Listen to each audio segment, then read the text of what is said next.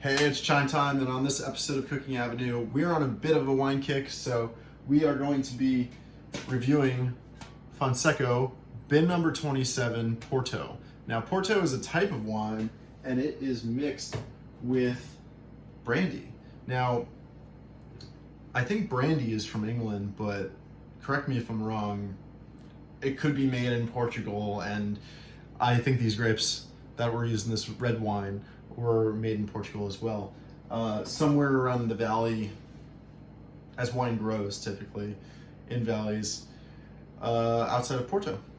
So it comes in a really, really lovely case. It's very gold. I don't know if it typically always comes in it, but this is the 200th year anniversary, 1815 to 2015. Now, I think this was bottled in 2015. Because we are going to open it up. Now, I've already been enjoying this. It's pretty awesome. It's the Great American Shutdown of 2020. While I don't recommend drinking all day, especially during the shutdown, because that's a bad habit, of course. This is, unlike brandy, you could sip all day because it's got a much lower alcohol content. Now, this has 20% alcohol by volume, lower than the shochu we just reviewed. And what's cool about that is that, again, not too much alcohol, but you could taste the alcohol for certain. This was given to me as a gift. Thank you. Thank you for gifting this to me. You know who you are. And this is awesome to enjoy with friends. Now, I was first turned on to it in Australia. A guy bought it out there, duty free, and the tax there is insane. So it was a really rare catch. If you go out to Portugal, do your friends a solid and grab them some of this, whether they know it or not. I'd give this a 10 out of 10, seriously. Like, for all the alcohols that I have, like the absinthe, the shochu, the contro, limoncello, of all of them, right? This is the most sippable. This is the easiest. You don't need to make it a mixed drink. It comes right out of the bottle, out of the can, even straight and perfect.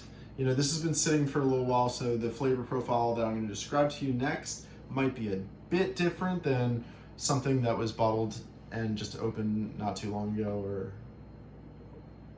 you know. This has been sitting since maybe 2015, and it was given to me as a gift, and I've just held on to it for a while. I don't drink very often or much, so I've been sitting on it. So without further ado, it is sweet up front and dry down the road. So you get the best of both worlds, like a dry wine, a dry smokiness like a Merlot, and like a bit sweeter, like I don't know, like what's a sweeter red wine, like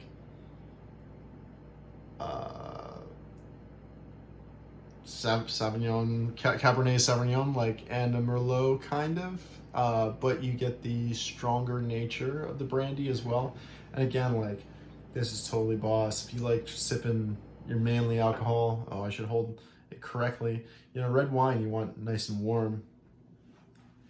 This, if you don't know brandy too well, if perhaps you're from France, cognac is really similar to this, and you also want that neat and warm, but unlike cognac, you could drink a lot more of this, and you gotta watch out because it'll sneak up on you. Now, I had the pleasure of just enjoying this over a while, you know, on the weekend, and yeah, you know, that's perfect what it's for. Most of the stuff I cook, I like, or drink or consume, I like to have with company.